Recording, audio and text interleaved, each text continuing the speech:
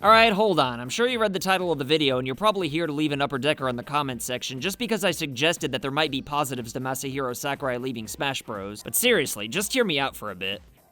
I'm not saying I want Uncle Saki to leave or that Nintendo should forcibly remove him or anything like that, but with every Smash game that comes out, Sakurai always seems to say that it's the last one to work on, and I'm not sure if he said that about Ultimate just yet, but even if this is Uncle Saki's final Smash, I've gotta say, I'm not too concerned about the future of the series. So lay back on your uncle's lazy boy, don't be afraid to drink the bull milk in the fridge just because it expired 2 days ago, press the subscribe button if you haven't already. And allow me, Le Champion of Prune Farming Cameron all one word, to tell you the pros and cons of Masahiro Sakurai leaving the Smash Bros. Series.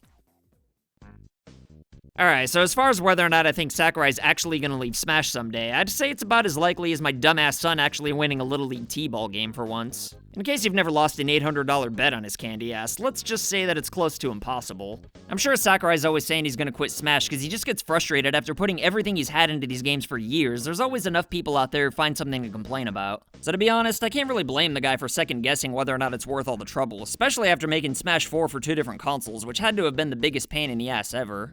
I mean, I'm sure Uncle Saki's making ass loads of money, but we're talking about a guy who still shows up to work with an IV jammed up his butt just to make sure the game comes out on time. So I think it's pretty clear that the reason he's doing this is based on passion more so than it is money. Although, I think he's still making a lot of scratch as well. At least I'd hope he is anyway. But if this passionate man genuinely does care about his legacy with Smash Bros, though, then I find it hard to believe that he'd be able to walk away from the series, because even if Saki wanted to end it with Ultimate, Nintendo's never gonna stop making new entries, seeing as how much they like making money. In fact, it wouldn't even surprise me if they came out with a mobile version sooner or later, because even though most of us would hate it, it'd still probably get like 83 trillion downloads in the first 10 minutes. But I go into way more detail on that in another video that I'll pin in the comments.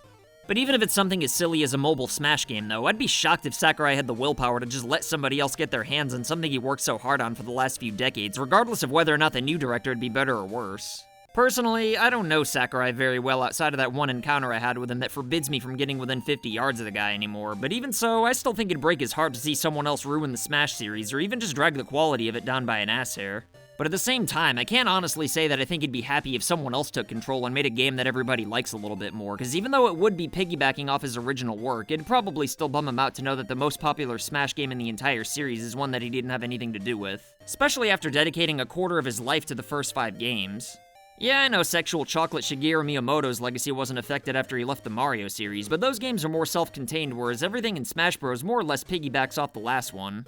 So whether or not Smash gets better or worse without Sakurai's involvement, I'm sure he'd be none too happy with the result regardless. But the question of whether or not Smash would be better or worse without Sakurai brings us to the main point of the video, and when I say I wouldn't be too concerned if the Sackman quits the series, I'm not denying that there wouldn't be potential negatives. But to sum this entire video up in one statement though, I'm basically saying that I think Smash Bros is at a point now where it's gonna be fun no matter what, as long as Nintendo doesn't try to make any drastic changes or anything like that. Don't get me wrong though, seeing as how Sakurai is responsible for the Foundation, he's always gonna deserve credit even if the series triples in quality somehow, but now that the Foundation's been laid out, I don't think he's the only guy who could possibly make a good Smash game. He's just the only guy who's tried so far, and thinking that he is the only one who can get the job done is the same thing as thinking that Perry Saturn's the only guy who can make a good phone just because he was the first.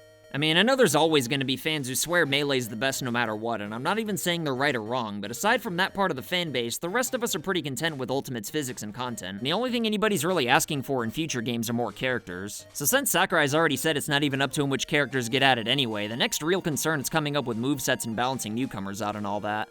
I mean, come on, we've all seen the credits like 80 times, so we know how many people they've got working on these games, and I'm sure one of them's been around Sakurai long enough to know how to add new characters. But even if you are a hardcore Melee fan though, I can tell you right now that Sakurai's probably never gonna give you guys the speed you miss so dearly, since he seems to hate competitive play for some reason. I don't know why, but Sakurai likes to live in fantasy land by telling people that Smash isn't even a fighting game to begin with, and he specifically states that he doesn't cater to the competitive scene whatsoever. So if anything, the Melee fans should be the ones wanting a new director more than anybody else, because with somebody else in charge, the next games might be a lot more like Melee.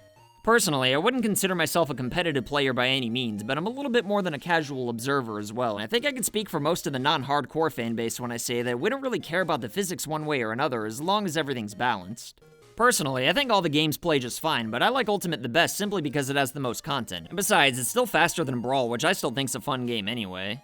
I don't think any non-competitive players really care one way or another if the next Smash game controls more like Melee, just as long as they get a few more characters. And I know the full roster returning for the next game's not even a guarantee at this point, seeing as how the royalties without the extra DLC cash should probably be a nightmare for Nintendo to split with a $60 retail price. But the roster's got nothing to do with the actual gameplay, so either way, you might as well cater to the hardcores, because I don't think that's going to drive anybody else off or anything. Aside from Smash possibly catering more to competitive play without Sakurai though, his absence would also probably lead to his mind being better utilized in an entirely new game, whether it be from an existing franchise or a new IP altogether. Some people don't know this, but officially, Sakurai doesn't even work in Nintendo anymore. He's just never had a chance to work on anything else since he left, because the above-average sized end just likes to keep pumping Smash games out. And like I said earlier, he just couldn't resist the offer to direct every game since he probably didn't want anybody else getting their grubby little paws on it.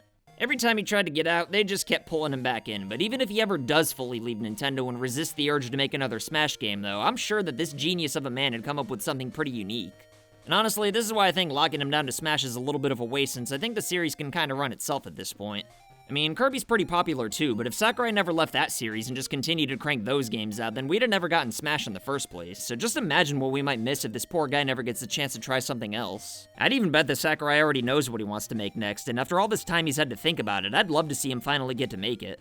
I know Sakurai's Kid Icarus Uprising wasn't anywhere near as big as Smash was, but even so, at least it was still something different from what we already had, so I'd still say it was worth getting over another Smash game in between Brawl and 4. Plus, like I mentioned earlier, Sakurai's pretty much on life support at this point thanks to Smash, so even if he does make the next game in the series, the guy needs a friggin' break, so that right there's another positive of somebody else taking over. Again though, all this is even assuming that Sakurai'd have the grapefruits to walk away in the first place, but even if he did officially walk away from Smash, I'm sure he'd have some kind of role in the development of future games, even if it's just as a consultant or something like that. But honestly, I really can't fathom the guy having one foot in the door, because I just feel like he'd either have to be in full control or have nothing to do with it at all. But then again, I'm sure if he even got word that changes were being made that he didn't quite like, then he might just drop whatever he's doing to go take the project over again. And as much as I've been entertaining the idea that the series might be better without its father, who's to say that he really doesn't know what's best? But the truth is, we'll never really know until he leaves, which is why I'd kinda like to see what happens, just so we know. I know the idea is scary to a lot of people since Sakurai is all we've known for the past 2 decades, but I honestly believe that Smash will always be fun no matter what. I mean, just look at the fan-made Project M. I've never actually played it myself, but it looks pretty good to me, and I hear it's quite good, and I think the reason for that's because while Sakurai wasn't involved with it himself, he didn't really need to be because the foundation that he set was already there. Sakurai wanted to leave Smash is pretty much the same thing as when Larry David wanted to leave Seinfeld, but he stuck around for a few more seasons because he knew they'd just keep making it without him, and he didn't want to leave it in anybody else's hands. In the end, he eventually left, and the last 2 seasons they made without him weren't as good, but since the foundation was already laid out and the rest of the team was still intact, it's not like it sucked or anything. So even if Smash's quality takes a little dip without the Sackman, there's no way it'd be like a million times worse or anything like that. So if it'd lead to Sakurai getting some rest and maybe working on a different franchise, then why not give him a try if he's willing to step away? I mean, Curb Your Enthusiasm's better than Seinfeld after all. But anyway, what do you think about Sakurai leaving Smash Bros? Do you think the series is doomed without him, or do you think people are afraid of change and that it might actually get better if he left, all things considered? Either way, vote for what you think in the upper right-hand corner, let me know what you think in the comments below, and as always, I'll try my goddamnedest to respond to everybody. But let me tell you, if there's 2 people who I'd love to see work on the next Smash Bros game though, then it would definitely be today's patrons of the day, Red Sin and the Milk Shaman. If you want to be badasses like these 2, then consider supporting FU Game Crew on Patreon for loot boxes and all kinds of wacky rewards in the mail. And if you want to make cameos, then send pictures or videos of you rocking any FU Game Crew merch doing whatever you want as long as YouTube allows it, like these badasses you see before you. And as always, like and share this video if you want to help this channel grow, and if you want to prove that you're not down with registered sex offenders, then go right ahead and press that subscribe button if you haven't already. My name's Cameron, all one word, and I'll be back with more videos soon. So I want to say thank you to your loyalty, thank you for your support.